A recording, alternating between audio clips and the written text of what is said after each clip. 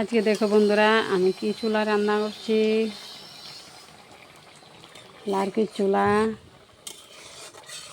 চুলা দিয়ে রান্না করলে তরকারি খুব সুস্বাদু হয়, আমার কাছে ভালো লাগে। এই যে ডিম রান্না করছি, ডিম কষা। আর এই যে কাঁচা কাঁঠাল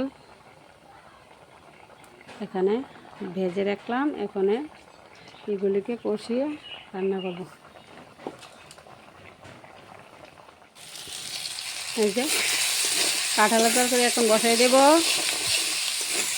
এখানে আদা, রসুন, পেঁয়াজ, মরিচ সবগুলো একটু ভেজে নেব।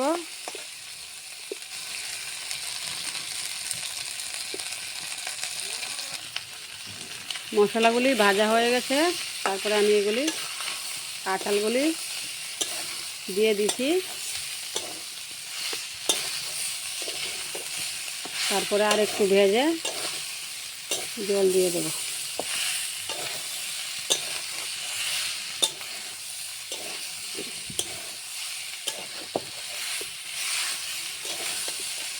মাংস তরকারির মতো রান্না করেছি।